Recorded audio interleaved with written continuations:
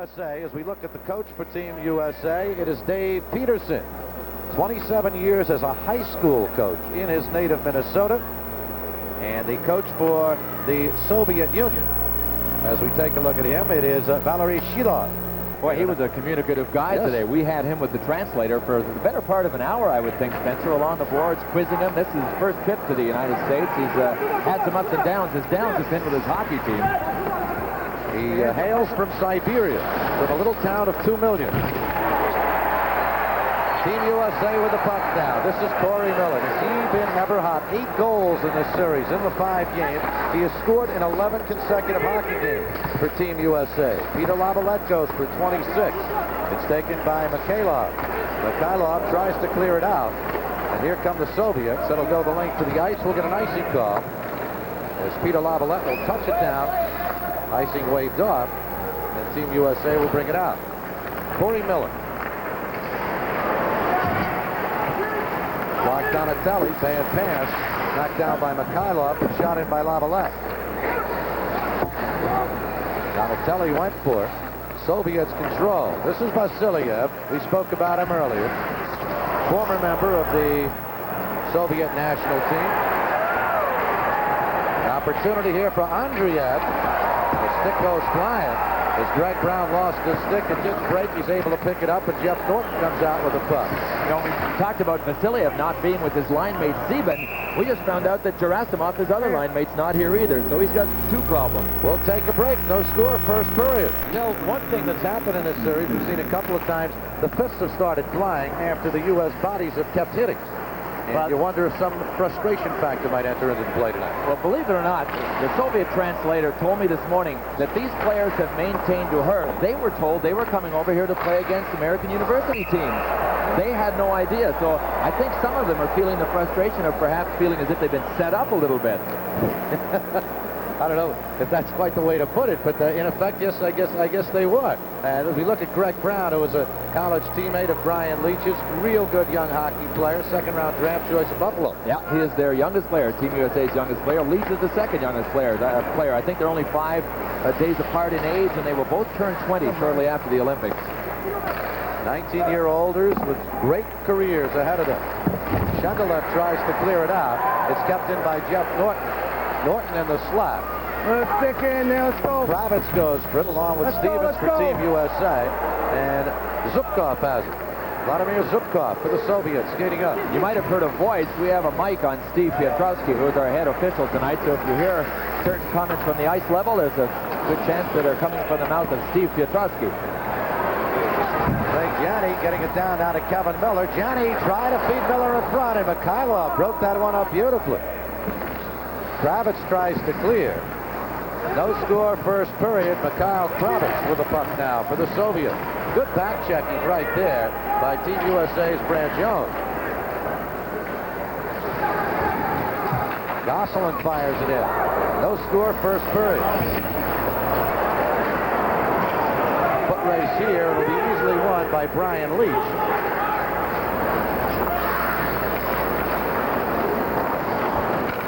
No score here in the first period. Good save. First big save of the hockey game by the Soviet Union's Alexander Tiznik.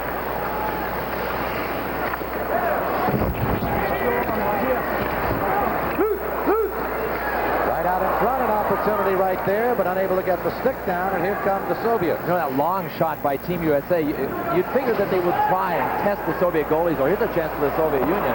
But the Soviet Union goaltending hasn't been strong. Team USA really knows that, to the point where some of the Soviet players are feeling that Team USA is mocking their goalies out on the ice. So they will probably, Team USA that is, shoot from all different places on the ice now that they know this is one of the Soviets' weaknesses. Goaltending certainly has been a big problem for the Soviet team. Sergei Teplyakov has it knocked away.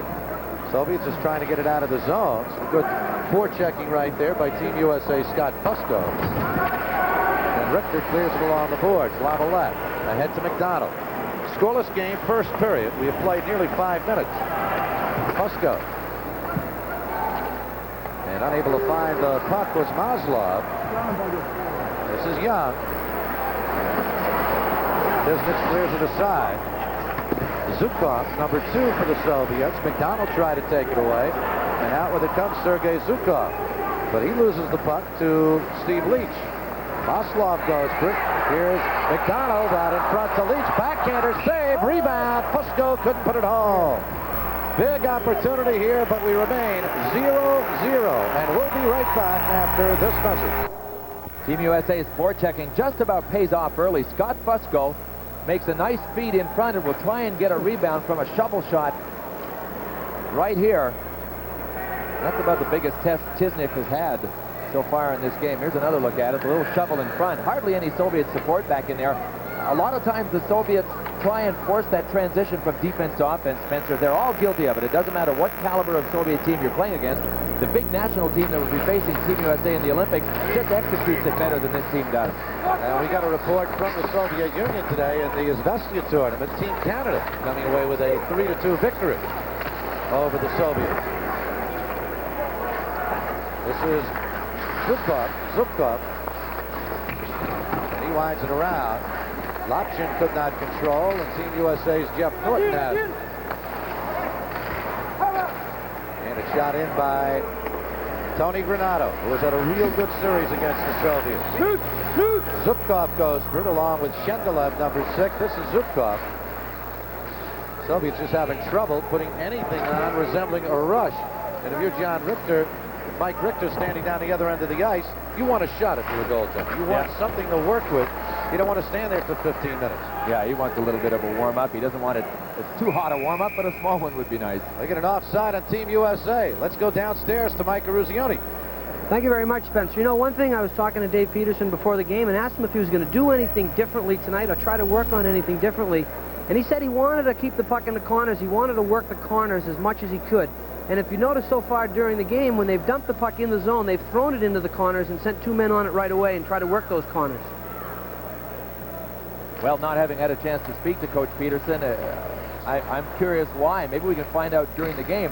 I know that it's been a freewheeling kind of series, and he might want to get his Team USA used to playing some corner action, because it's not going to be like this once they get to the Olympics, nor will it be like this in a real tough series they have coming up against Team Canada. So maybe we can find out just why he wanted to concentrate on playing in the corners.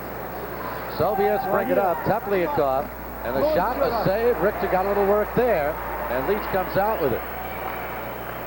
You think about that, Bill.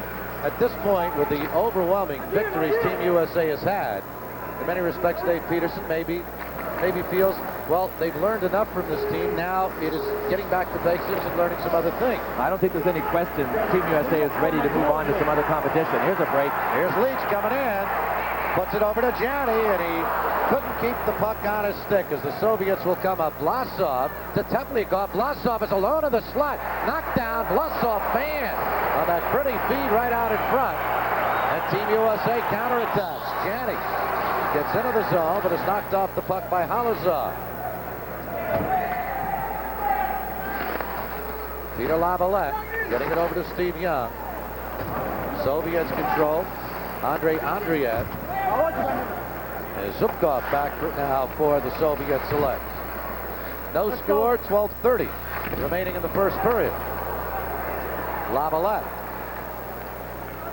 Soviets come out pretty feed to Vasiliev. He's coming in, but he's going to be taken down from behind. Young's going to take the penalty. And we'll get our first power play of the hockey game and a tripping call against the Team USA's Scott Young, who will go off. No score, 12:18 remaining. We're going to get a look at the Soviet power play, which really hasn't been functioning with any kind of efficiency. There's Scott Young trying to pull down Vasiliev. Of course, Scott Young is a recycled forward, and he's back there to give Team USA a lot of depth. So that really would be one of the areas where you would notice Scott Young is a forward playing back there, and that is in a defensive situation when Vasiliev trying to go around him. Right here. Good save there by Richter on the shot by Zhukov. Actually, Vasiliev had no opportunity to get to that puck. It was way out in front of him. Richter would have beaten him to the puck. Let's head downstairs right now to Mike Eruzione. Michael? Yeah, Bill, I got a question for you. The Soviets with only 3 right-handed shots, do you think they're more apt to set up their power play or set up their breakouts where they use the left side? You know, it doesn't seem to matter to them, Mike. Only have 3 right-hand shots on their national team. As a matter of fact, the entire Soviet Union has an overabundance of left-hand shots for some reason and not too many right-hand shots. So they adjust well enough to whatever situation they have, something like that, I don't think would give them much of a problem, and I don't think that we will see them moving to one side more than another side. Here's Andreev with the puck now for the Soviets. To Vyacheslav Halazov, knocked down in front. Andreev goes for it. Maslov chases along with Team USA's Greg Brown, and the USA team cleared. Spencer Ross, Bill Clement, Mike Eruzione.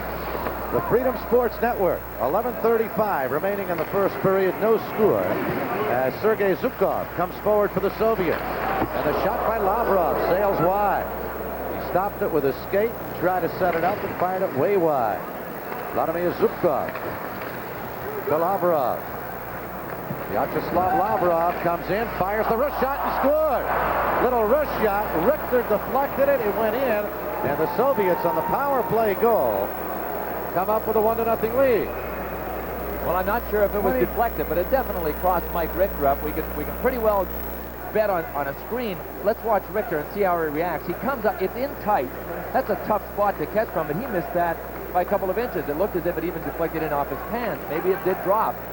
Here's a look at Lavrov crossing the blue line. I guess if you were going to look for a mistake on the play, it would be the USA defenseman backing in and giving Lavrov a chance to set him up at the screen. The Soviets are taught and trained to do that. If you get into within a good range, and that's a good range for a Soviet wrist shot, let her go. Let her rip with that screen in front of you. And they do that better than anybody in the world. Use the screen. And they come up with a 1-0 lead. We'll take a break from Detroit. 1-0 Soviets. Team USA has fallen behind. Beautiful Joe Louis Arena. Let me tell you, they're packing this place this year. Packing it this year for the Detroit Red Wings. They're packing it here tonight. Team USA has played with some great crowds on this the Soviet Select Tour. Soviets with a 1-0 lead. Brian Leach for Team USA, tied up by Lapshin, number 14. Clock on to Donatelli. Gives to Corey Millen. Millen ridden off the puck. Lapshin takes it away. Millen comes up and again, puts it out in front. And the Soviets have it. Zubkov, number 7. To Shendelev, number 6. Granado with the intercept. Taken down is Donatelli. Lavrov after it now. Gosselin will try and keep it in. Zubkov tries to clear, and the Soviets do. Brian Leach trailed by Lapshin. 10:20 remaining first period. Soviets lead 1-0. A little bit of a pride factor here. This team has been blown out so often by this Team USA, and they want to show America they can play a little bit of hockey. Well, apparently they've been lectured as well, and in the last couple of nights at their team meals, they've been lectured and told that they will actually get a pay cut if they don't start doing something a little better, because they are paid more if they win. There's Peter Laviolette. Last time we were with you, which was 9 days ago from Cleveland, we were calling him Peter Laviolette. We find out that his family has 2 pronunciations, and I guess he goes more with Laviolette than Laviolette. So, Peter, we're not going to let you down. Let's call him Pete. Okay, Pete.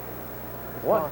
Call him anything as long as you continue to call him in uniform for Team USA. He was the long shot that was not at the sports festival. Dave Peterson said today, it irked Dave Peterson that Peter Laviolette had escaped him. He likes to know where every USA hockey player is, and they hadn't really heard of Peter Laviolette. Well, now they know who he is.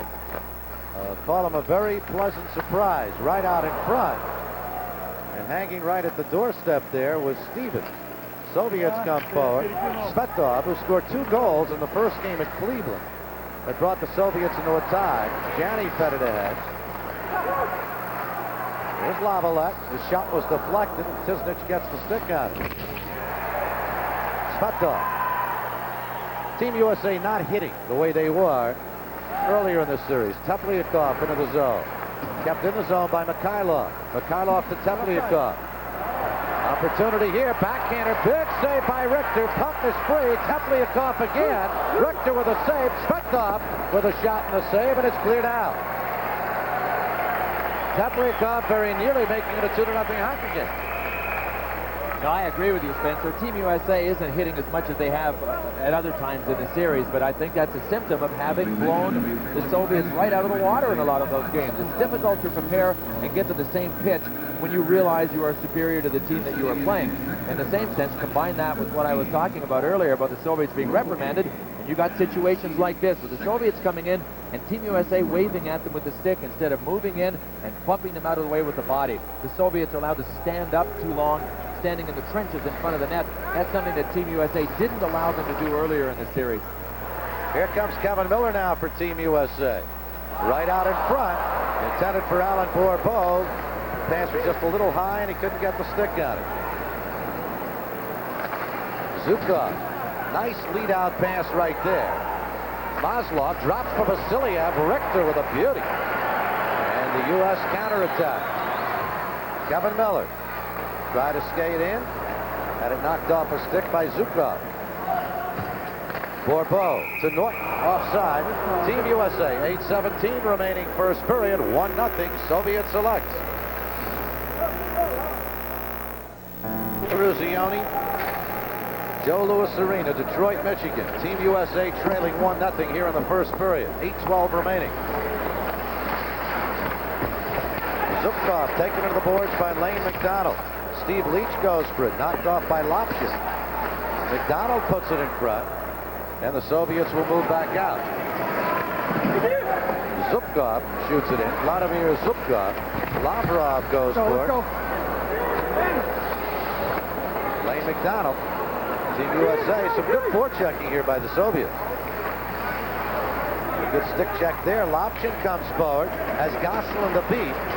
And Lopchin taken out of the play and nicely. Leach. Well, it's tough to beat Guy Gosselin in the one-on-one situation. Dave Peterson said that he, along with Jim Johansson, here's an opportunity. Lopchin saved by Richter. Peterson was talking about Gosselin, saying that Jim Johansson and Guy Gosselin have come probably farther as hockey players than anybody on this Team USA, and that was a great example of what Gosselin does best. In a defensive situation, very seldom gets beat, and he punishes whoever tries to go around him. Richter comes way out of his nets a little dangerously. Here's an opportunity. Donatelli is in. Drops it off for Millen. Score! No save. Save. What a save. What a save by Tilsnitz as Corey Millen, who has already scored 8 goals in this series, made the marvelous deke.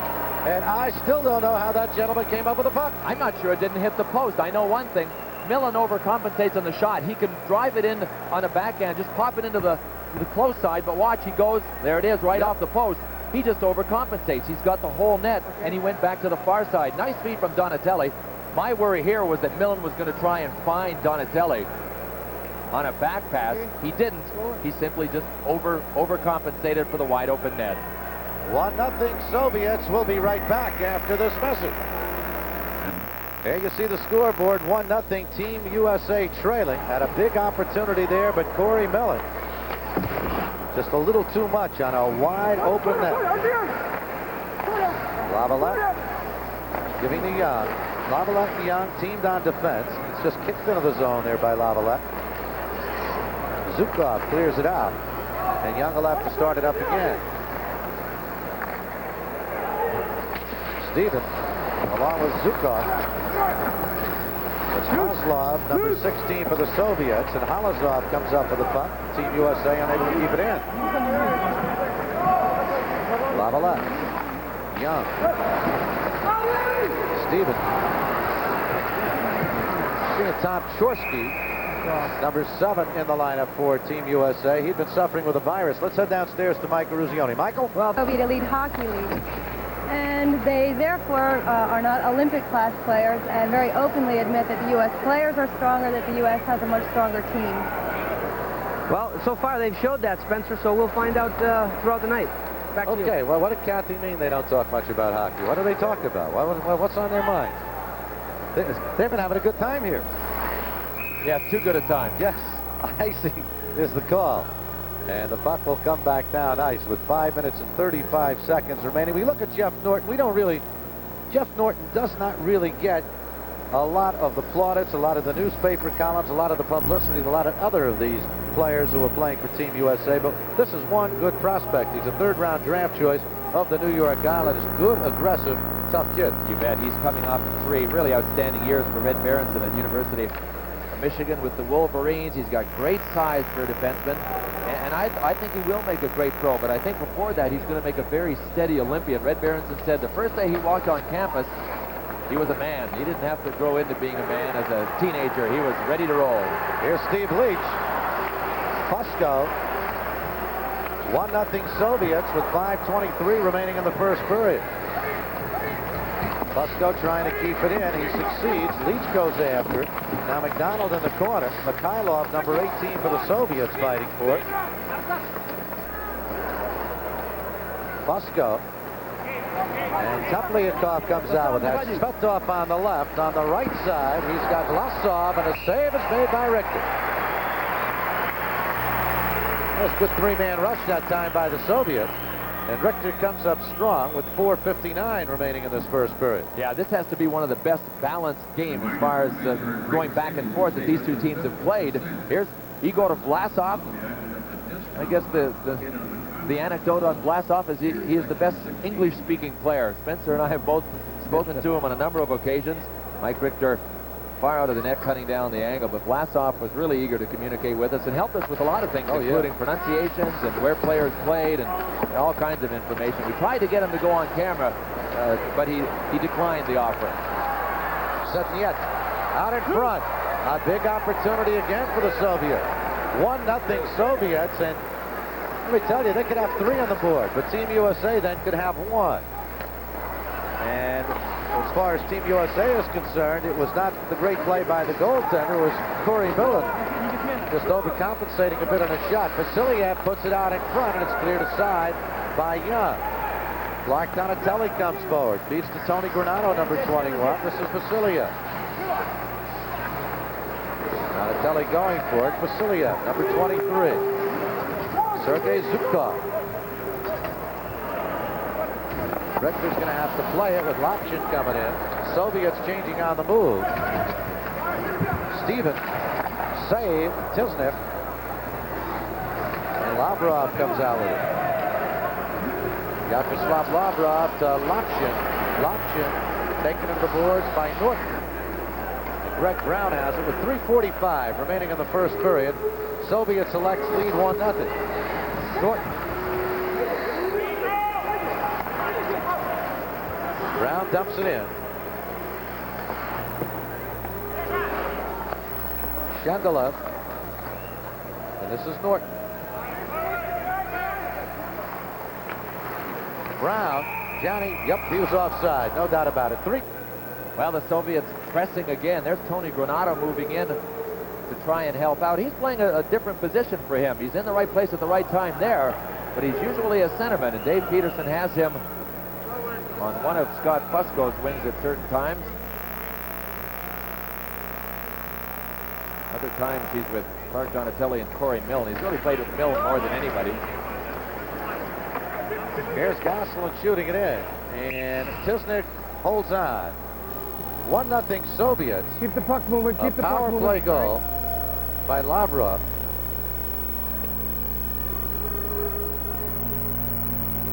Alexander Tisnik. He's the number 3 goalie for the Soviet Red Army team. He's behind their number 1 national goalie, Evgeny Beloshekin. And it's interesting what the Soviets do. They very seldom put their 2 top National League or national team goalies on the same team, and it's for a very good reason. They only play a 40-game regular season schedule, and they want their 2 goalies to get a lot of work. So if you were playing on the national team, you wouldn't be playing on the same team as Beloshekin. He would be on one team, he would be on the other. Tisnik was at one time a top prospect and played a great role in 1978 in the World Junior Tournament. But there's a rumor circulating that Mr. Tisnik likes to party a little bit, and that might be one of the reasons that he's fallen out of favor with the Soviet hockey group. Here's Leach with a shot. Tisnik, back in '84, replaced Vladislav Tretiak with the Central Army team, but as you say, he has fallen out of favor. Coming up in intermission tonight, after our first period, Mike Eruzione will be talking with Mike Kelly, the national merchandising manager for Dodge Trucks. As you know, the Dodge company, very big sponsor of Team USA hockey. Mike and Bill will be analyzing that first period. And we'll also take a look back at what has taken place throughout this series up until the 6th game tonight with some highlights. 1-0 Soviets with 3:05 remaining in this first period. Icing is the call. Guy Gosselin, you were saying, he hits hard. 5'11", 195 pounds, out of the University of Minnesota. draft choice of the Winnipeg Jets. Well, Dave Peterson mentioned as well that coming into the Lake Placid tournament, when they took 30 players from the sports festival in North Carolina, Guy Gosselin was a long shot. Now he is definitely in their plans. Mikhailov for the Soviets. And this is Igor Vlasov. Has Tepliakov behind him. The shot deflected wide. Kevin Miller. 2:44 remaining in the first period. And that's an offside on Team USA. Just a little out of sync throughout this first period. Team USA. Kelly Miller's brother. I think he knows his mom's in the stands. Mrs. Miller stopped by and said hello on her way up to her seat. That looked like a rush that was designed for Mom. End-to-ender. Olympian 1984.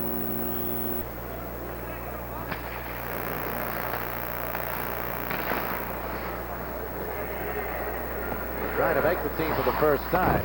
Scott Fusco and Corey Miller, the Team USA 1984 Olympian. Here's Vasiliev. Young goes for it. And Peter Lavalette back there. Soviets lead 1-0 as Lane McDonald shoots it out to center. The Soviet goal by Vyacheslav Lavrov and a power play at 8:45 from Mikhail Kravitz.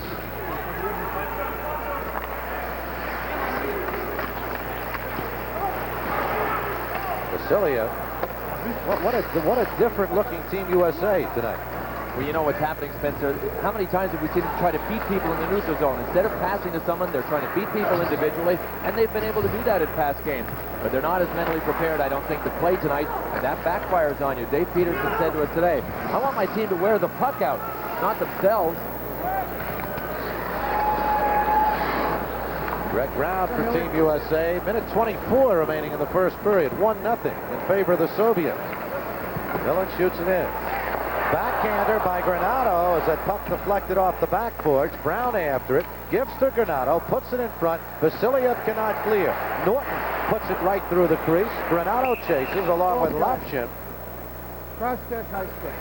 Now we're getting a high stick call. You can hear the voice of referee Steve Potorsky. 6 and 10. They're going to be coincidental penalties. A couple of high sticking calls. Yeah, he's got Shendelev from the Soviet Union and Corey Millen, who are standing off to the side. 10 USA high stick, 6 Soviet, cross check, both minor.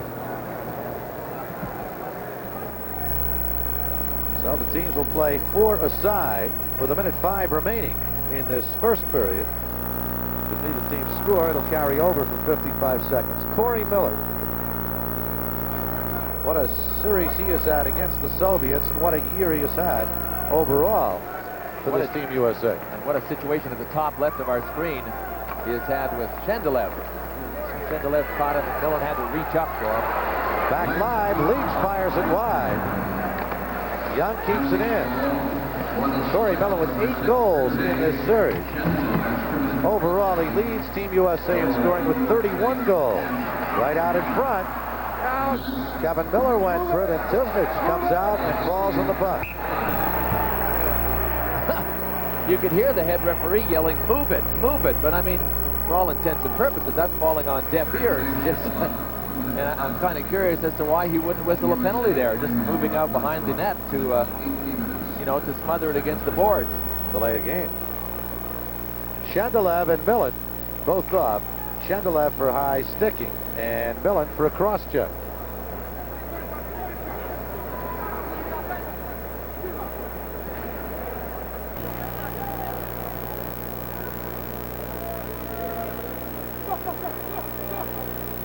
Vlasov will take this face-off for the Soviets against Kevin Miller. Svetov tripped down. Young, nice move. The shot is blocked by Svetov. And Igor Vlasov comes out with it, and it's cleared out by Mikhailov. 23 seconds remaining first period. Teams playing 4 aside as Yuri Gelik, number 14, steams forward. This is Galick. He's got a step on Leach. Fires, save, Richter, loose in front. Svetov will keep it in with 2 seconds. Nobody will get a shot off. That is it. First period ends. And a Soviet goal off the stick of Vyacheslav Lavrov from Mikhail Kravitz on a power play with Young off for hooking. The goal coming at 8:45. The Soviet Union leads it 1-0 after 1 period of play, and we'll get back. As they lead Team USA 1-0 after 1 period of play. It's been a great deal of excitement, a great deal of fun in the series that got underway in the Buckeye State a week and a half ago. He displayed about his team when he was talking about them. I think the team has proven a lot to him in this series against the Soviets. I think Dave Peterson as well is anxious to move on to the next plateau of competition now that they've proven what they wanted to prove. A big aspect of the game that Team USA wanted to test out against the Soviets is tempo. They didn't feel that a lot of their competition provided them with the tempo, the speed that things happen with at on the ice. And this Soviet select team has upped the tempo, and I think Dave Peterson honestly knows, and he admitted it today, they have one more level of tempo adjustment to make, and that's what they're going to concentrate on between now and February. As we look at the head coach of the Soviet selects, Valery Shilov, as we mentioned before, had an opportunity to talk with him with the aid of Kathy Zimmerman, the interpreter. Man who hails from you don't call it a little town. People think of Siberia as being out in the wilderness. We're talking about a town of 2 million people and a very, very big town, one of the great academic, scientific areas of the Soviet Union. There's Kathy Zimmerman back there, and there's a discussion going on. That goaltender you see out there, number 19, is Sergei Cherkas. Well, you know, when I was down between periods, Kisnik was walking around without his equipment on. He had his pads off, he had his skates off, he was walking around in a pair of slippers. Well, you know that, remember that play on the Millen goal? Right. When he went down, he might have stretched something, might have pulled something. Now, he did have pretty full extension. But you know what? He was probably just moving around getting his equipment on because he was fully undressed down there. He just had his jersey on, walking around in his underwear underneath, walking around the hallway without a stitch of equipment. If I hadn't seen him getting his headshot done before the game, I wouldn't have recognized him. I'll tell you how things are different in this game than the game that we did here on the Freedom Sports Network 9 days ago. We tracked the hits then, and Team USA out-hit the Soviets by a decisive margin. So far in tonight's game, Team USA had 12 hits in the first period. The USSR had 9. That's a far closer margin. The quality chances is another area that the Soviets have really tightened up on. They only gave Team USA 4 quality scoring chances. They had 6 themselves. And typically, Team USA did dominate on the faceoffs, though, winning 17 of 24. Well, we're underway here in the second period. Remember, again, each team playing 4 aside for now the next 39 seconds, and we'll get an icing call immediately on the Soviets, and the teams will come back up. Kevin Miller is out there for Team USA, along with Alan Barbeau and Scott Young. You know, Jack Parker, his coach at BU, called him when I talked to him about him this summer. He said Scott Young is a hockey machine. He can play an 80-game schedule. He's very coachable. He had so many nice things to say about him. You know he's going to make his mark in the hockey world sooner or later. Here is Lopshin coming in a breakaway. Save, Richter. Lopshin very nearly making it a 2-0 hockey game. Puts it out in front. Lavrov scored. Lopshin followed it up, gave it to Lavrov, and Vyacheslav Lavrov has scored a second goal of this contest, and the Soviets lead it 2-0. What a shame for Mike Richter. He made a brilliant save, and the brilliance is in the fact that he didn't commit on the breakaway by Lapshin. Lapshin comes in and pulls it to his backhand and tries to go between his legs. There's the pull. There's the shot. He tried to go right between Richter's legs, and Richter simply did not commit first and gave him nothing to shoot at. Let's see if we can pick up where the breakdown is. There's Scott Young standing in front. Whoop, there goes Lavrov behind Scott Young. You can see that Scott never did turn around as Lavrov went by him. You can't be mesmerized by the puck. That's another element of learning the defensive aspect of a new position. Keep in mind, Scott Young is a winger by trade and not a defenseman. So Team USA now trails 2-0. Norton puts it in front. Mikhailov clears it aside. Black Donatelli has it now from Team USA. Team USA has fallen behind 2-0. Teams are now at full strength as Shendelev and Millen are out of the penalty box. Mike Eruzione, can you maybe tell us what took place that delay prior to the start of the second period? Well, what happened was the Soviet players weren't happy with the way their skates were being sharpened, and that's what was the delay. They had them get them done 2 or 3 different times. Also, there was no mat for them to come out on the ice, and they demanded they put a mat out there so the players wouldn't have to walk on a non-matted area. Okay, Michael. Team USA in control of the puck now. Clark Donatelli. Isn't that amazing? Mike talking to the gentleman from Dodge, and Mike just saying when he tried to put that puck into that little hole so you can win yourself a car. He tried it one time in Pittsburgh. He missed the net entirely. Imagine what would have happened if Mike missed the net entirely in 1980. Huh? You didn't miss the net when it counted, Michael, I'll tell you that. Here's an opportunity. Lane McDonald tries to get Steve Leach. He fires wide. Another good opportunity for Team USA as Maslov clears it out. 2-on-2 rush. Vasiliev in a Team USA zone. Vasiliev pulls up, brings it back to the point. Halazov fires. Save Richter. On the rebound, Team USA able to come out with the puck. Scotty Fusco ahead to Steve Leach. Well, both teams getting good opportunities here. Zukov. Vyacheslav Halazov, and that one deflects up into the crowd. We'll take a break from the Joe Louis Arena, Detroit. 2-0, Soviet select. Watch this nice little pass by Lane McDonald. You can see the Soviet player has his stick down. Lane McDonald simply lifts it right over the stick. Steve Leach, well, he didn't have much area to go. Tisnik was pretty well spread out across that goal line, so he just slid it wide. Greg Janney on the face-off with Vyacheslav Lavrov. It is Lavrov with both goals for the Soviets. 2-0, Soviet select. Here's Young.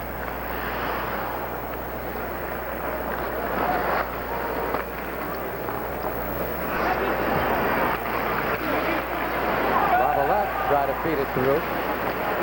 Here come the Soviets. They got a 3-on-3. Lavrov in. The shot, a save off the stick of Kravets. And it's played by Team USA. Stevens to Craig Janney. He's knocked off the puck by Shendelev. And Kravets shoots it out to center. Norton gives to Young. Here's Stevens. Teed it up. Took a hard hit from Zukov as he got that shot off. There's no doubt, no matter what the score might be at this stage, we are just not seeing the hitting that Team USA was doing earlier in the series. Bourbeau fires it wide. Oh, we got out in front. The goal has come off in support. Interference. And we're going to get a penalty here, an interference call. 6. And we'll take a break while the penalty is meted out. 2-0 Soviets. Will be back right after the... In for repairs. He was nicked. Now you're going to see an extra duty that an interpreter has to fulfill. See this lady on the right? That's Kathy Zimmerman. A perfect catch. She grabs 3 sticks as they're on their way down. She grimaces and says, am I getting paid for this too? I'm getting paid to interpret. 3:36. Sergei Shendelev on for the Soviets for interference. Team USA, its first power play opportunity of the night. They're 10 for 18 in the 5 games played thus far in this series. But the Soviets have the puck. Vlasov. Lane McDonald drops it back for Young, and Brian Leach will try and wheel it out to Corey Millen. And Millen smacks it in. Lane McDonald will play it. Granado is stolen away by Mikhailov, who gets it to Igor Vlasov with clear. Minute 22 remaining on the penalty. Shendelev off for the Soviets, and an opportunity here right out in front. And Richter came out big. Here comes Team USA, a big opportunity. Millen into the zone, and it's just cradled right off his stick. Halazov tries to clear. Millen keeps it in, tries to get it to Leach. Tepliakov now for the Soviets. He'll just clear it the length of the ice.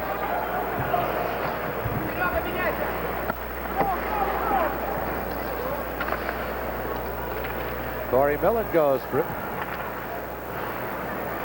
Team USA has kept the man hanging in that blue line, trying to move it to the flow of the play. As soon as they begin moving up. Here's Leach.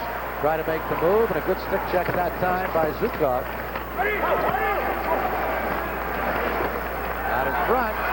Gianni scores!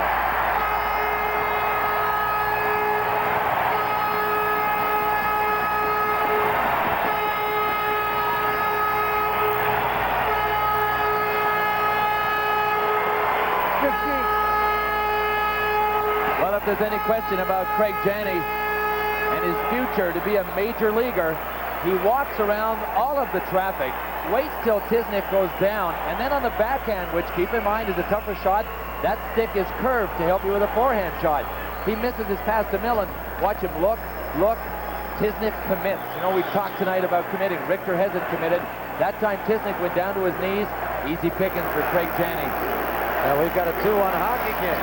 Team USA scoring on the power play. Here come the Soviets back quickly. Lavrov, who scored both Soviet goals. Vyacheslav Lavrov, number 20.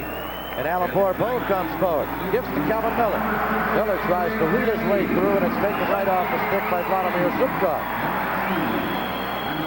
We'll get the scoring for you on that Team USA goal. Here's Greg Brown. Jeff Norton with it. Craig Janney is 19th from Steven. At 5-12, a power play goal to make it 2-1. For Janney, in this series, his third goal.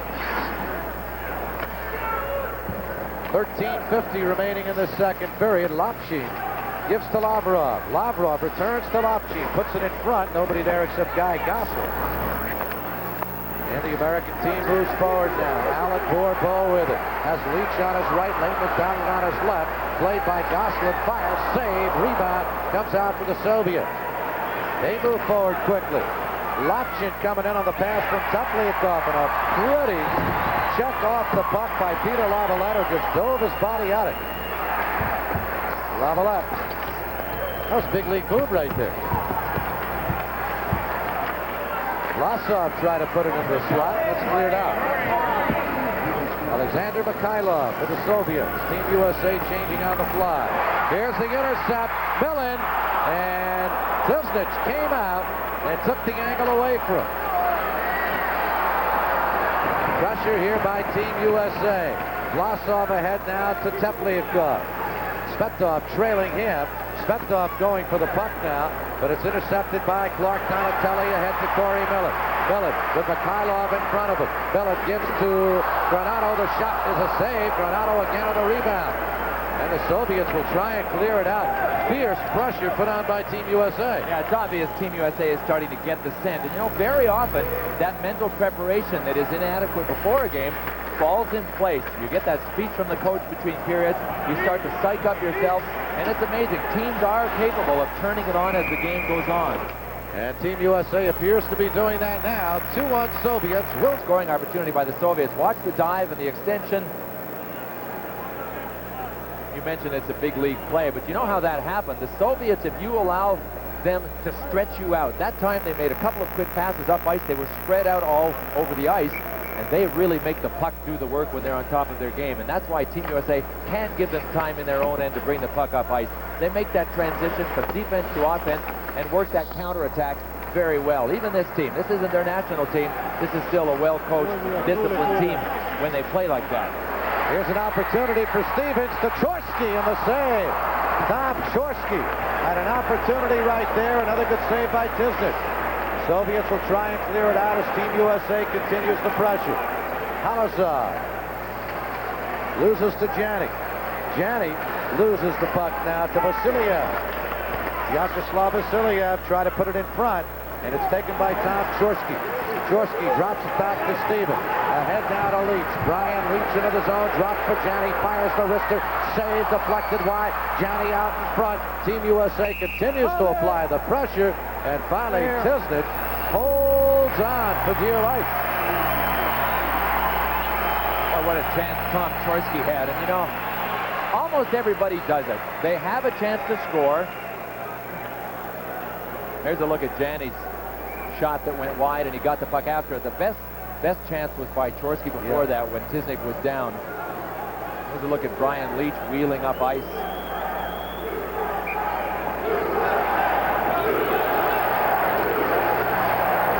USA is the champion here.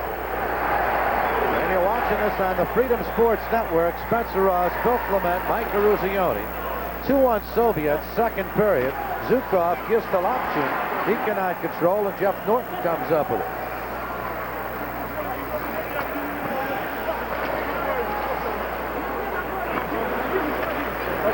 11 minutes even. Opportunity here. Miller with a shot and a save, and the puck finally breaks free, and play continued. Soviets on the attack. Lapchin with a fake, comes in alone, save, rebound, Kravitz, save, lies there, and finally Richter falls down again. Whoa! Excitement here. We'll take a break. We'll be back after this message. Let's go, take 22.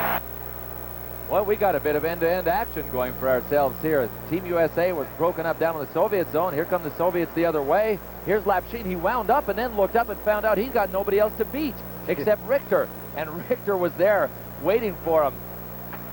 What a great play by Richter. You know, he patterned so much of his goaltending style after the great Bernie Perron of the Philadelphia Flyers. And I talked to Mike about Perron's fast legs. Well, look at Richter down to make that save. Never did commit first. Lapchin didn't really move him very much, though. I would have expected him to go a little wider to the left.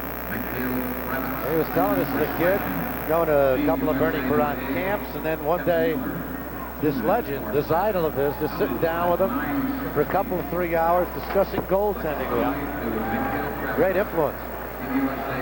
We have coincidental penalties. Teams playing 4 aside. And an opportunity right here. We're going to go 4 against 3. Team USA with the extra man now as Richter skates off. Penalty coming up on the Soviets. Here's McDonald. Brings it into the zone. Puts it out in front. Lavalette with a shot deflected. And it goes up into the crowd. Penalty coming up on the Soviets. Already in the penalty box for Team USA is Kevin Miller. For the Soviets, Mikhail Kravitz. And right here, we'll get another Soviet player heading into the box. And it is going to be Yuri Galik. You know, it's amazing when the passing picks up how much better this game becomes for the spectators. In the first period, I think both teams were trying to beat other players individually. Instead of tiring the puck out by passing it a lot, they were trying to beat people, and plays were getting broken up. Well, what a difference the second period. The passing is picked up. Instead of players trying to beat other guys in dekes and individual moves, the game opens up, and it becomes a far better game, far more movement on the ice. And a lot more fun to watch. So Galik is off for a hook. And we'll go 4 against 3 now. With still a minute 20 left on the coincidental penalties. Here's Young for Team USA. A lot of movement here on this ice right now with 4 against 3. Fusco tries to keep it in, gets it to Young. To Fusco, to Young. He fires. Blocked in front. Halazov with a good defensive play. Young again. Fusco to Leach. This is Corey Miller. He's moving in, fires wide. Rebound Fusco, cleared aside by Halazov. The Soviets are just going to bring it out. Oh, what a big opportunity there. 42 seconds left in the coincidental penalties. A minute 10 left on the penalty to Yuri Galik. Leach will crank it up now. To Corey Miller. Miller around Chandelier. Miller puts it in front. Brian Leach. Back out in front. Shot, score, Fusco!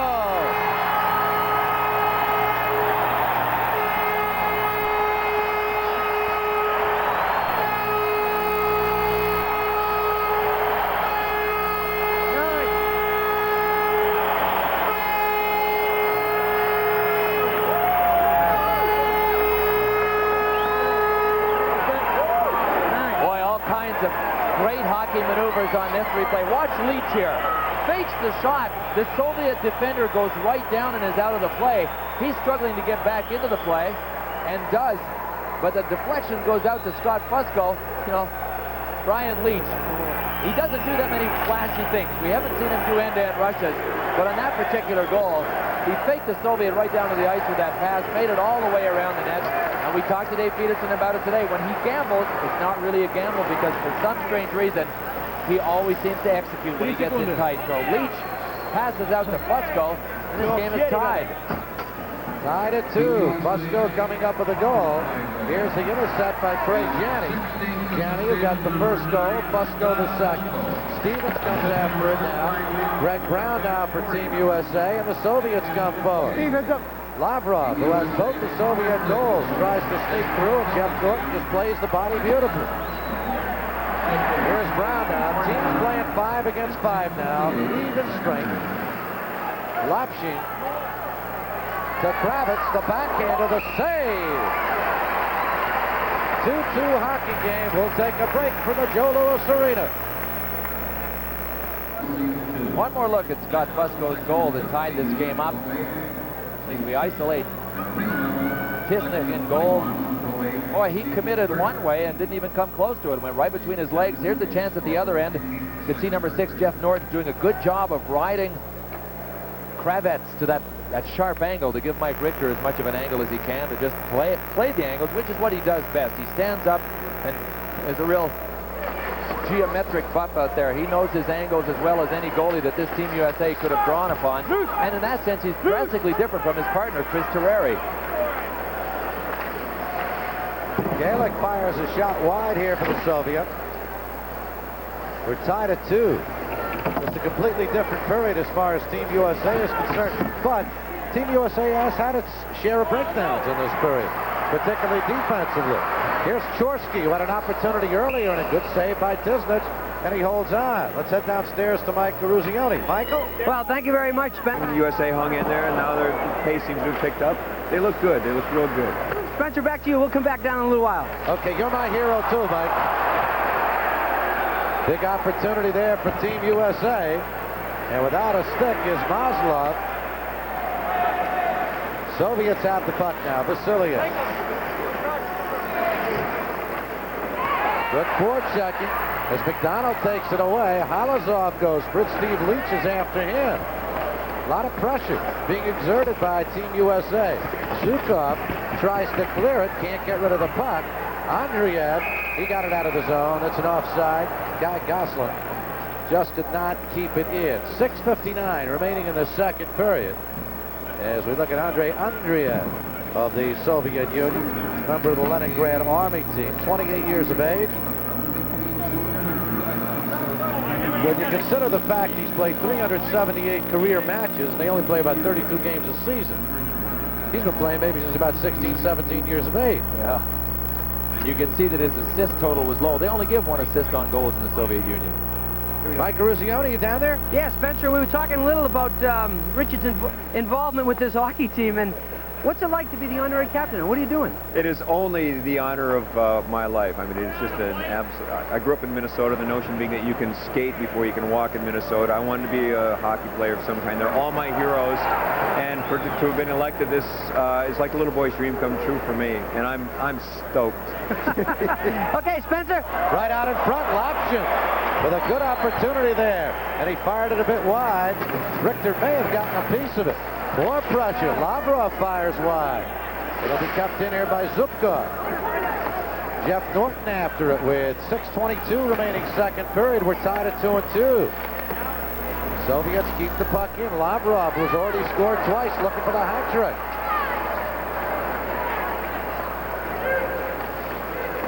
Soviet Union, they call it a hat trick or a Cossack cap. And with those Spark caps, I don't think they throw too many of them on the ice in the Soviet Union. Here's Jeff Norton. Clark Donatelli. Team USA looking for a change, they get it. Mikhailov trying to beat Team USA out, gives to Svetov. This is Tapliakov. Tapliakov looking in front for Vlasov, instead brings it back to Maslov at the point. The shot save. Richter with a save off the rebound as Svetov very nearly put it home.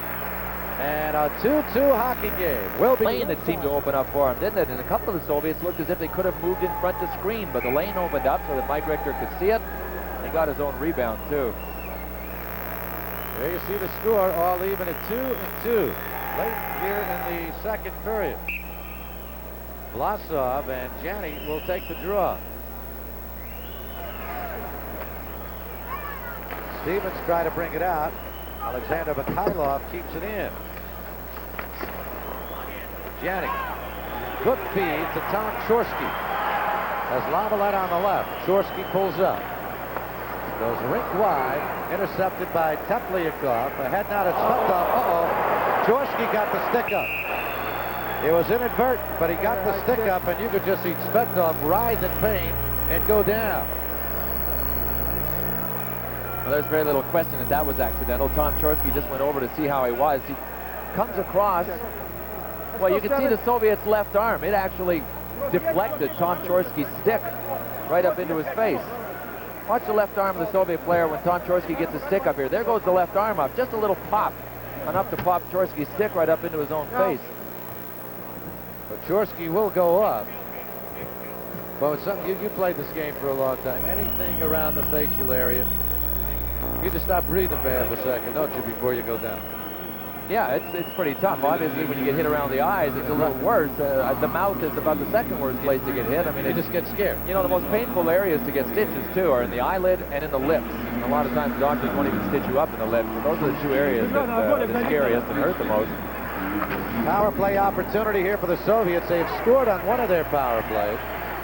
Only their third in 26 opportunities in the series against Team USA. Chorsky for the high stick at 14:48. Andreev with a shot, and the save is made. Shots in the game. 22 for Team USA to 19 for the Soviets.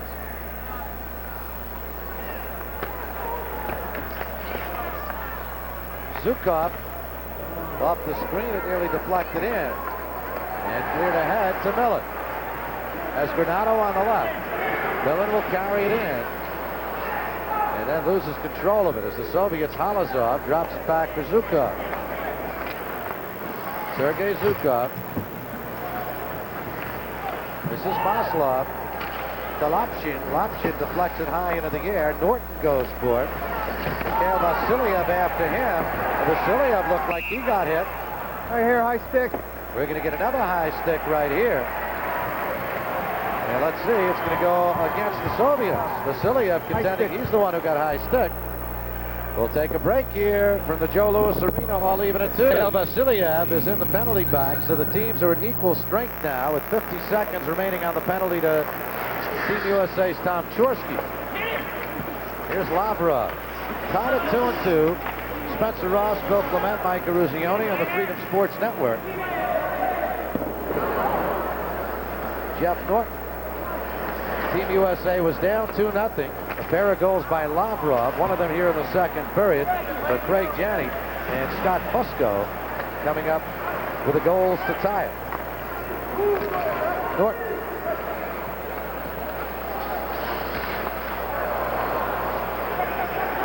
Greg Brown will keep it in. Deflects off the stick of Lavrov. Here's Brown in front. Pass just a little bit behind. He couldn't control it. Boy, when you pinch in like that, you got to get a good pass. The guy that's the passer really has to make sure he tapes it right to the defenseman's stick, because that's how those 2-on-1s and 2-on-nones happen. Here's Chorsky out of the penalty box. Team USA in the power play now for the next 55 seconds with Vasilyev in the penalty box. Mikhail Kravitz goes for it. Team USA able to keep it in. Chorsky just couldn't hold it down, and Leach unable to keep it in the zone. What do we got? Corey Millen. To Fusco. It's Millen, Fusco, Stevens. Granado. Here's Millen. Just couldn't control it on a stick, and he fired it wide. Young has it. To Granado. Corey Millen.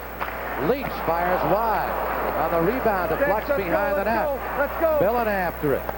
18 seconds left on the Team USA power play, and Young, when he drew the puck back, threw it back over the blue line. And linesman Roger Graff was right on that line to make the call. I'm calling the sticks. Scott Young, I think, was asking Brian Leach if it was out or not. There it is. Oh, tough to tell from that. You can see part of the puck coming out of the zone. I'll tell you, our linesman has a pretty good place to stand, though. Here, is this slow enough for the naked eye? You bet. So with 16 seconds left in Team USA's power play, it looks as if the Soviets have a good chance to kill it off. USA 2 for 2 on the power play, and prior to this penalty, 12 for 20 in this series. That's awesome. Brian Leach, you saw Leach carry it in. You know, he does things that you just take for granted and are marvelous. He did a pirouette right there and kept control of the puck without blinking an eye. How many guys can do that? I used to do it just when somebody hit me. Tony Bobby Orr used to do it. Opportunity here, and it's finally cleared aside. Teams are now at equal strength. Here's Leach. Out in front, Bourbeau. What a feed by Leach and Bourbeau. The save made by Tisnich. Soviets will try and get it out. Gaelic intercepted by Clark. Donatelli out in front to Steve Leach. Deflected one. Penalty coming up. Out in front, the backhander by Bourbeau. Tisnich covers up. Team USA will go on another power play. Soviet 4. Not too much question about this one. Gaelic, it's either Bourbeau or Donatelli that he completely bowls over in front of the net from behind. He comes to him. It might have even been called a cross-check. He could have called it anything he wanted to. And he did call it interference, and it was Yuri Gaelic, number 4 of the Soviet Union. Interference. If we see it, it'll be at the bottom right. Oh, there's Steve Leach, 28. And Gaelic just ran over him. He did get his stick down, but he had a great head of steam on before he ran Steve Leach from behind.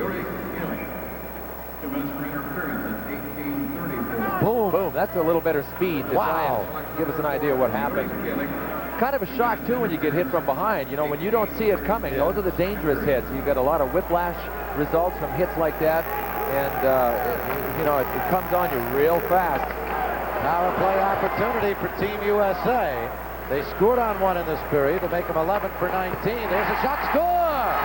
Young puts it home. We're tied at 2. 3-2 Team USA. 1-4, 1-4. I think Scott Fusco might have gotten a piece of this one, Spencer, but Scott Young makes the perfect shot from back here, right along the ice, very deflectable. And it certainly fooled Tisnich to the point that I think someone did deflect it in front. Watch Scott Fusco on the left of your screen. He's almost completely tied up, but not enough. You could see it just deflect off the heel of his stick with the Soviet wrapped all around him on a great assist from Scott Young. That had to go to Fusco. We'll check it. Here's Chorsky. Nevertheless, Team USA leads. Chorsky will get another penalty. Another penalty coming up on the Soviets. Goes off its mooring. Get out of here. Get out of here. Shut up. 2. A minute 3 left in the second period. Penalty this time around is holding. Well, this is the chance for Team USA to really get the Soviet players thinking about going back home, and a lot of them are just about ready to. Chorsky is the fastest skater on this Team USA team. That's what he has to do to really be valuable, because when you turn on that speed and go wide, well, he gave him no choice. He got under him and was just coming up to beat him cleanly. And Zhukov really didn't have much choice. He could either let him go in all alone or drag him down. So Sergei Zhukov, member of the Leningrad Army team, will go off the ice for holding in 1857. Young on that goal from Granado. They give credit to Young. But we'll wait till after the period to see if Team USA tries to get a change in that one. Here is Granado to Young. Brian Leach. Good feed to Granado. Back to Young. Fusco. Move it. Zhukov goes after him. Corey Millen has it. Gives it back to Scott Fusco. To Millen. 35 seconds left in the period. Millen, 3-2 Team USA. Fusco back to Millen. Puck is loose. Puck is controlled by the Soviet, but Leach is able to keep it in, and finally it's cleared out into the neutral zone. Here's Young. 20 seconds left in the period to Millen. Millen to Granado. He cannot control. Granado again. 13 seconds left. Young score!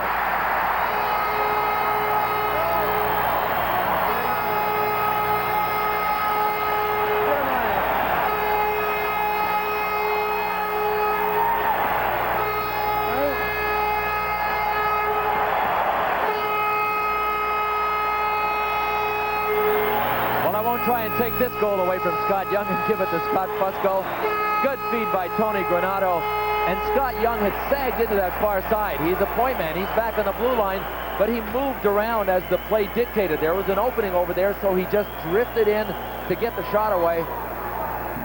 Boy, that glove hand that really isn't the strong point of European goalies. They don't play baseball as kids, and they're really not known for having great glove hands.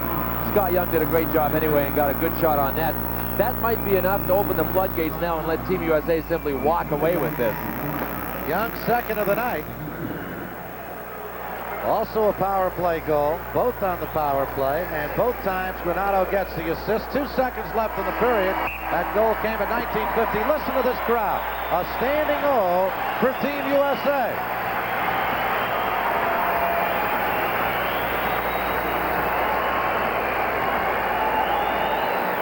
And Gardner Main, member of Team USA, Eric Weinrich. Eric, happy holidays to you and all your teammates on this Team USA team. Coach Dave Peterson, they're anxiously awaiting your return. Eric coming down with a case of mononucleosis, had to leave the team after last Thursday's night's game in Cleveland. Young man who plays hockey for the University of Maine and has earned a spot in this club. And they're all anxiously awaiting your return, Eric. Happy holidays to you. Corey Millen for Team USA, with the Americans leading by a score of 4-2. Kevin Miller cannot control it, and it's played down by Mikhail Kravitz. Kravitz feeds ahead to Lavrov, who has scored both of the Soviet goals. 4-2, Team USA. Greg Brown back behind his own net. The 19-year-older from Southborough, Moyon, Massachusetts. This is Gosselin. Chorsky able to keep it in. Here's Chorsky. What a move. And he tried to bring it back to the point, instead put it on the stick of Mikhail Kravitz. Icing is the call. The scoring summary in that second period. Team USA was down 1-0. Lavrov made it a 2-0 score on the assist by Lapshin. And then the U.S. went on the move. Craig Janney is 19th, third in this tournament from Stevens, and Scotty Fusco is 5th in this tournament from Leach and Millen. Young is 1st from Granato. Young is 2nd from Granato. All of them were power play goals. That makes it 14 out of 22, the power play total for Team USA. And you know, Spencer, I really think that that is going to be such a key ingredient at the Olympics in Calgary. If Team USA, and they won't get that many power play opportunities, but if they can capitalize on them and get steady goaltending, those will be big pluses. Dave Peterson has to be really thrilled with the way his team has executed the power play against the Soviets. And also has to be thrilled with the way they have kept the Soviets off the board. Norton's shot out in front. Mikhailov has it now for the Soviet select. 4-2 Team USA. Gianni goes for it, and it's played by Tsvetov. This is Yuri Galen. You know, the penalties the Soviets took were really, in 2 or 3 of the cases, Bill, were situations where they just had to pull the Team USA player down. Yeah, that was the difference between the second period and the first period for Team USA. They played with the intensity that forced the Soviets' hand, and they forced them well. They had to take penalties. Svetov tried to needle his way through 2 American defenders. He paid the price. Here's Stevens. Right out in front, saved by Tisnett. Chorsky, rebound, save. On the rebound, Mikhailov has it for the Soviets. 17:55 remaining. Puck is played now by Alan Bourbeau. Bourbeau for Team USA, and we'll get an offside call here. 17:47. Those penalties were desperation penalties as far as the Soviets were concerned, Bill. Yeah, I agree 100%. But, you know, it's so common with coaches. If more penalties are called against his team, he's going to gripe with the officials. So it's I guess that's a universal situation. It doesn't only exist in North America. Here's a break. Steve Leach coming in. Dropped it back for Fusco. Deflected Maslov, taking Fusco into the board.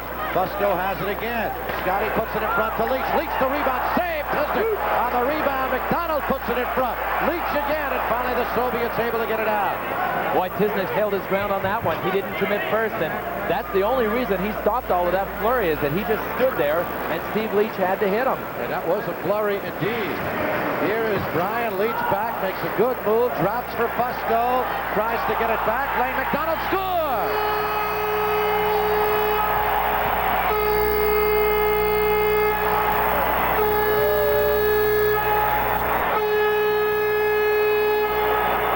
Take him any way you can get him.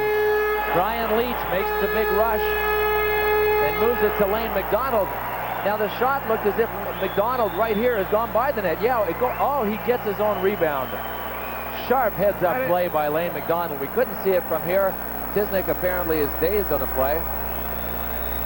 McDonald couldn't do it on his backhand. Look at Brian Leach in there, number 2.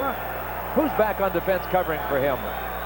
Check the tapes after the game. Lane McDonald made a great play to get his own rebound. Don't shake your head at me. Your defenseman pushed him on it. Don't shake your head at me.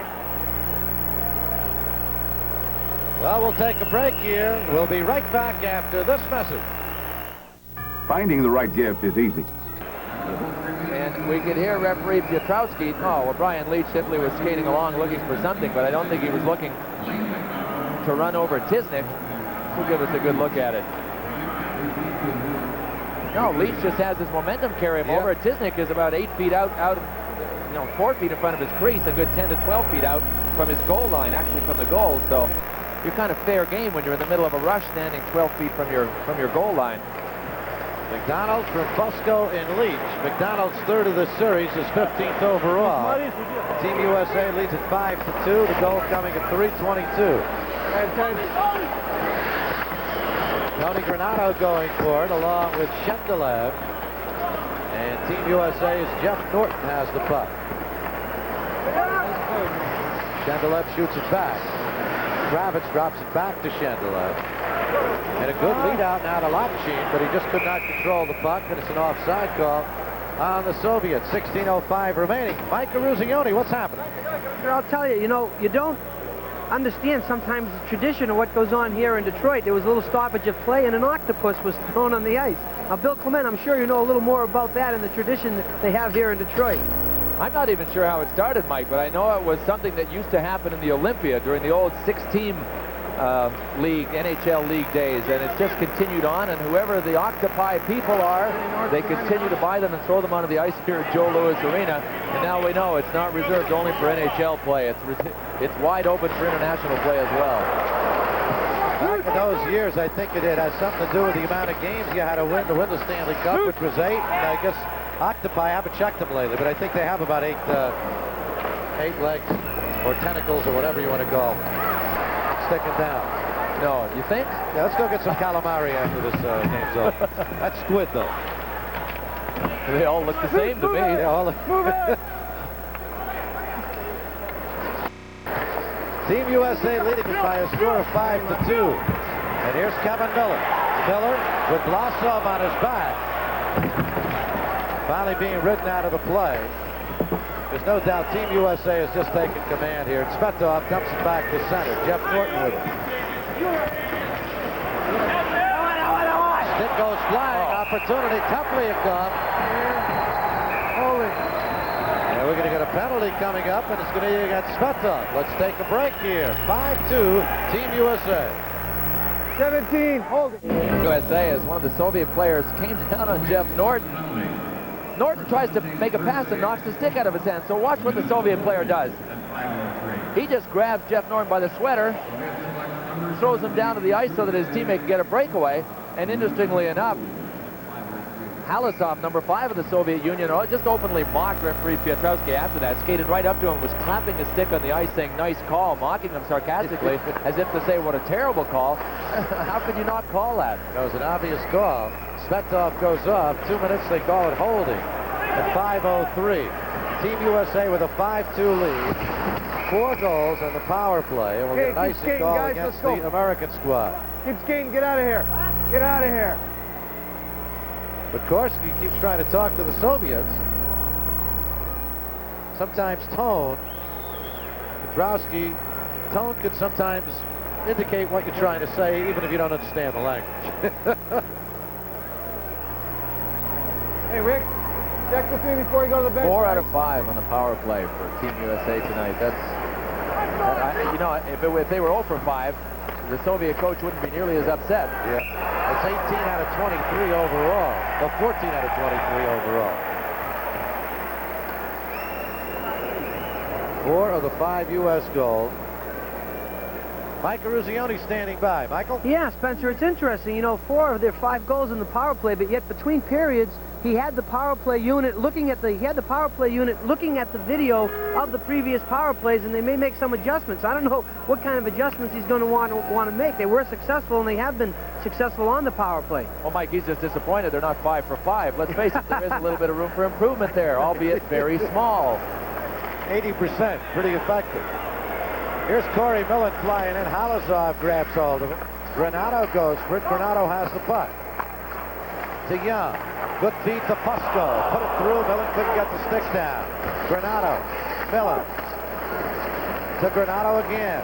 Granato with a shot. Fusco the rebound. And Tisnish hold on. I'm sure Scotty Fusco was in a quandary. He was so alone in front of Tisnick. Yeah. But if he yells for the puck, he alerts all of the Soviet defenders that are in front of him. Look at Fusco. And I would bet that he didn't yell, because if he yells, he's got a couple of Soviets turning around. If his Team USA players had seen him earlier, if Millen or Granato had seen him earlier, look at the time he has. Yeah. And that's one of those spots where if you yell, you kind of let everybody know, the bad guys and the good guys, that you're there. Scott Fusco, who has a goal tonight, graduate of Harvard. He's also leading Team USA in stitches in this series. You can't get a very good look at it there, but this morning he had 4 stitches from a cut that he received earlier in this tournament, at least in this series, and he got nicked again tonight and went in for more stitches. Team USA will chase.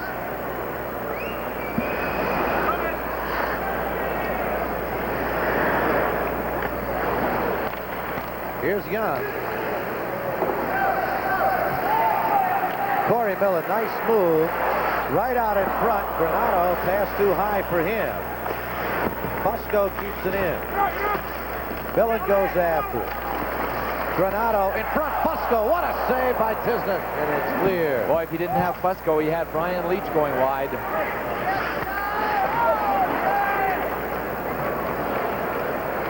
13-18 remaining. 20 seconds remaining on the power play for Team USA. Perhaps one more rush. Looks like they will not get it now. Mikhailov knocked away from him. And here is Fusco. Kravitz takes him down, and hard. Granato. Teams are at equal strength now. Out of the penalty box, Svetov. The shot sails wide off the stick of Granato. Fusco will keep it in. Fusco to Granato. Tony Granato gives to Brown. His shot is blocked in front. Mikhail Kravitz. This is a 3-on-2 for the Soviets. Ahead to Lavrov. And Lavrov unable to come up with it at the blue line as Jeff Norton was right with him. Now that one Piotrowski might have called. Yeah, I was thinking the same thing. Could have been. Shorsky. Janney is taken down. And Mikhail Kravitz shoots it out to center. Brown and Lapshin go for it. And Vyacheslav Lavrov, number 20 for the Soviets. He has both the Soviet goals, Lavrov. Soviets led this game 2-0. And Team USA went to work. 4 goals in the second period for a 4-2 lead, all on the power play.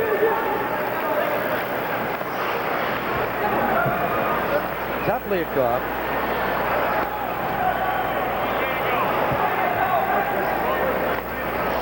Play continues with 11:47 remaining. Halazov with the puck. That's taken away by Peter Lavalette. Goslin.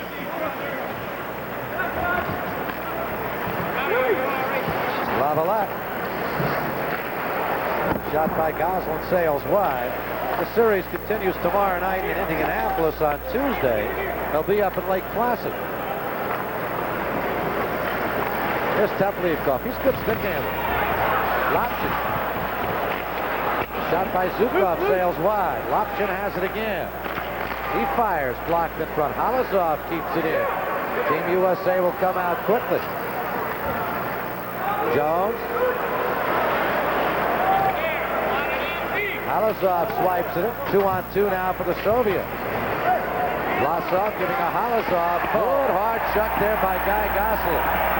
We talked about his ability to hit. You saw him take the body there. Vlasov fans on that one. We haven't had a whistle in about 3.5 minutes. They got to put that hit by Gosselin into the clinic film on standing him up. When the coach yelled, stand him up, boy, he stood him up and knocked him flat. Stood him up and knocked him down. That's right. Vasiliev. He's pinched up there. And knocked away off the stick of Lane McDonald. Here's Vasiliev once again. Mikhail Vasiliev loses. You know, hockey's not that much different than football. There are similarities in a lot of sports. When an offense or a defensive lineman can get under the offensive lineman and stand him up, you know, stand him up straight so that he loses his leverage, you're just lost. And that was a perfect indication of what happens when you get underneath a hockey player. You're not as heavy on your skates, and you just fall very easily. You're top heavy all of a sudden. Andreev. This is Maslov. Along with Zhukov. And here comes Lane McDonald. McDonald trying to streak around Lopchin. His pass deflected. Good play that time by Shendelev, number 6. McDonald after him. This is Corey Millen. Millen out front, blocked in front, and played by Zhukov. Millen doesn't seem to quite as much skate as fly. I mean, he soars.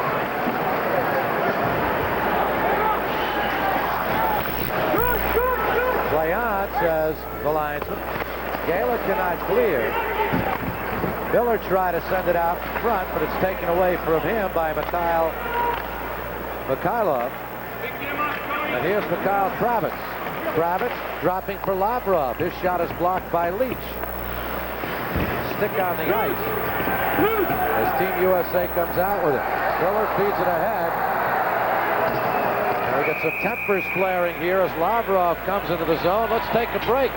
5-2 Team USA back after the... Here's the shot that's going to make the clinic. Guy Gosselin hits him up high and stands him up. And all of a sudden you become a bowling pin when you get hit high and you're not ready for it. 8:40 remaining. Kapliakov. Stick handles in, has it knocked away. Galick after, gives to Mikhailov. Penalty coming up. It's going to go against Team USA. Power play coming up. 5-2. Team USA leading it.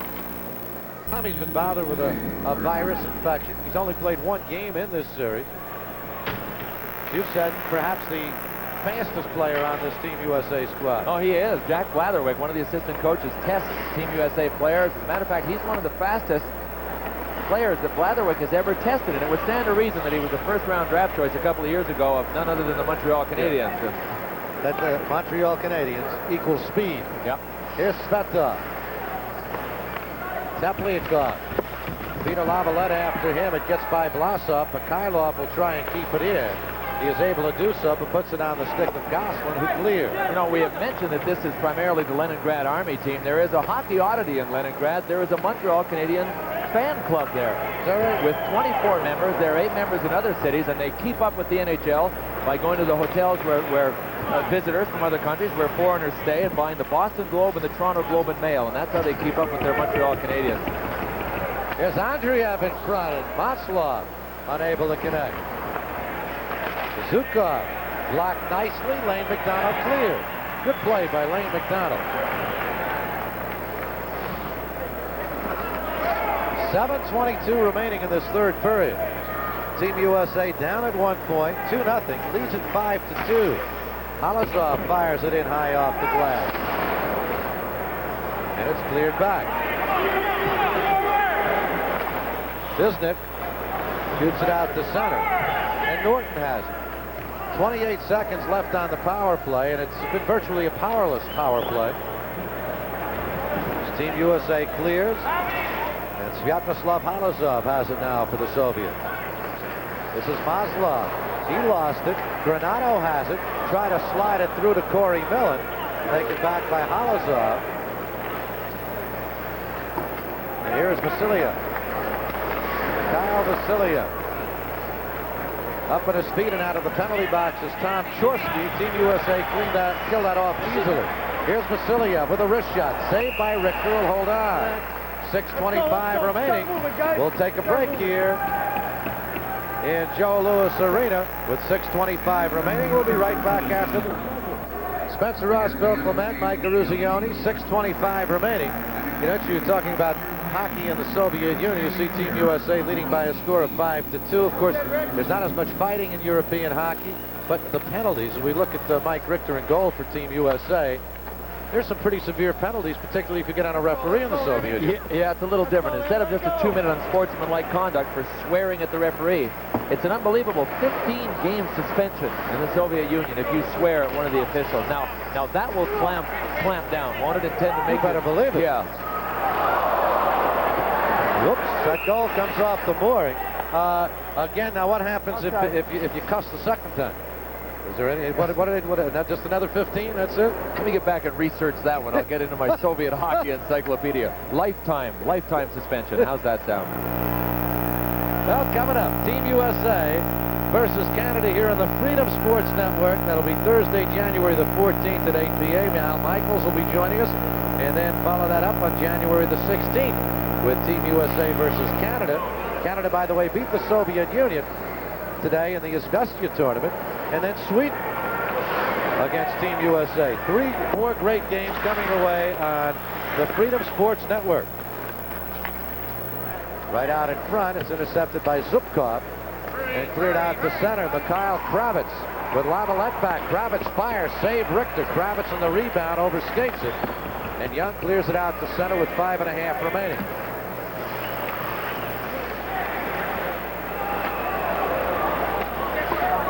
Interesting thing as the puck goes up into the crowd. Imagine some of these Soviet players, they come over here and they learn a couple of American curse words and they curse at the referee in English. Michael, what do you think of that? Well, Spencer, Richard and I are trying to watch the monitor and the play at the same time. But it's interesting. I know you ice skate because I played on your line before. Yes, and very well, too, I might add. When you see a game like this, does it give you an idea of maybe having a hockey episode on your show? Oh, absolutely. As a matter of fact, through the show of MacGyver, I've made the character an avid fan of the game, which is very easy. So I'm always pitching ideas to the writers to include hockey as a storyline, and we're going to be doing that later on this year, as a matter of fact. Spencer and Bill, you may have leading roles. No, you have the leading role. Oh, I was going to say, need any broadcasters? Evans, there might be room for all of us. You two guys play, I'll be the broadcaster, okay? Team USA leading by a score of 5-2 with 4:55 remaining. Mikhailov for the Soviets, number 18. That's Yuri Gailik coming out with the puck. Millen in front. What a shot by Donatelli. But what a nice play in the corner to get that puck out in front.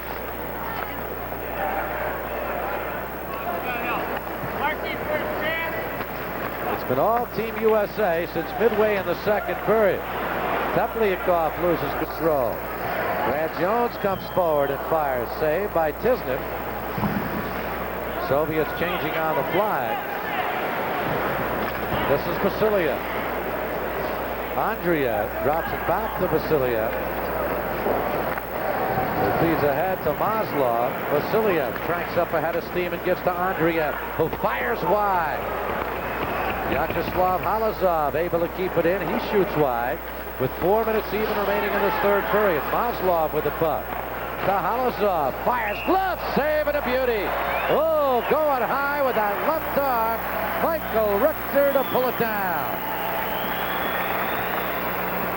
You know, something that was in Mike's favor here is that he had a look at it, not quite all the way, but after it got by that screen that was about 3 feet in front of the Soviet shooter, good save. He's such a solid goaltender. He really doesn't have a weakness, plays his angles well, has quick feet, stands up, lets the shooter hit him, has a good glove. Boy, is he strong. All of these kids, I mean, the game has changed so much. The athletes are so superior. They all look like weightlifters. They all train year-round. Great athletes. Well, you can take a look at Mike. You can see Mike's pumped a little iron in his stuff. Oh, you bet. He is built. He is a draft choice of the New York Rangers. Cleared out the center. Here's Corey Millen for Team USA. Millen tried to put it in front. Maslov taking down Granado. Young, save made. Young with 2 goals tonight, coming close to a hat trick right there. Vasiliev with the puck. Vyacheslav Halazov. Here is Mikhail Vasiliev. Giving to Lavrov. Lapchin. Vasiliev just could not control that bouncing puck. 3:05 remaining. 19,306 on hand tonight to see this hockey match and help support A-House and Team USA. Here's Lapchin. The shot by Lavrov, and it's cleared out by Tony Granado. That'll go as an icing against Team USA. To my imagination, or has Lavrov not been off the ice tonight? He's been playing a lot. Gee. 2:39 remaining. Team USA leading it by a score of 5-2. Back here with 2 minutes 39 seconds remaining. 30 seconds. Timeout called. Team USA fell behind in this contest 2-0. They did not take the body well in the first period and then began to turn it on in the second. 4 power play goals for Team USA. Gianni Fusco and Young twice, and then Lane McDonald with a goal to make it 5-2. Look at the breakdown of these kids from where they come. Pretty interesting. Massachusetts. You know what's interesting to me is that the 3 goalies are from kind of out of the way hockey states. One's from Illinois, one's from California, one's from Pennsylvania. So they're from or at least Rhode Island. Terrari's from Rhode Island, and Mike Richter is from Pennsylvania. John Blue is a California native, so that gives you an idea where they're from. Interesting thing about John Blue, who will be on the U.S. squad as a third goaltender from El Toro, California. Dave Peterson says he's about as good an athlete as there is in this entire squad, but he has not had the proper hockey training. But down the road, you might be seeing John Blue on a professional level. Yeah, it's tough to get quality hockey training when you're, when you're a kid growing up in California. So it would stand to reason that you would be a late bloomer. That's an interesting timeout that Dave Peterson just took, but I think it's a good idea. 2.5 minutes to go. Make sure they don't develop any bad habits. He doesn't need them. 5-2, Team USA leading. Interesting thing about ice skating in California, they've got a lot of rinks, and a lot of great ice skaters come from California, but the rinks are not designed so much for hockey as they are for figure skating. Jeff Norton for Team USA. Team USA on its way to its 5th victory in 6 tries against the Soviets. Tomorrow night, Indianapolis for the 7th game, and Tuesday night, Lake Placid, site of the 1980 Team USA gold medal in the Olympics. This is Mikhail Kravitz. He is taken down. Jeff Norton comes up with it with 1:40 remaining. You know, the Soviets' best players have played like their best players tonight for the first time in the tournament. Kravitz, Lavrov, and Vasiliev. They really have. And the Soviet player of the game tonight is Vyacheslav Lavrov, who you just mentioned, number 20, who came up with 2 goals tonight. He is our Omega player of the game on the Soviet side. On the U.S. side, it is Scott Young, who came up with 2 goals. 6'1", 190-pounder, 20 years of age, from Clinton, Massachusetts, Boston University, and a #1 draft choice of the Hartford Whalers. You bet. Mighty Joe and Barbara Young will be, well, if they're not here, they'll be sitting at home cheering on Scott. He's had quite a game tonight. Good game for Scott Young, playing on the defense. Got the 3rd and 4th goals for Team USA on the power play, the game winner. 1:20 remaining. Brian Lee shoots it out to center. Yuri Galik has it for the Soviets. Here's an opportunity for Vlasov. Save, Richter. Igor Vlasov goes for the rebound, but Team USA unable to clear. Mikhailov keeps it in. And now out with the puck is Brad Jones. Let's go, let's go. Teplyakov, 19,306 on hand. Great crowd, and they've enjoyed it. Lane McDonald keeps it in. McDonald, of course, the son of former National Hockey Leaguer Lowell McDonald. Final second. Peter Lavalette to Young. Lavalette. Andreev. Wheels it back to Maslov. Nikolai Maslov. Zukov shoots it out. 10 seconds to go. That'll do it. Listen to this crowd. A lot of the folks have left, but they count it down.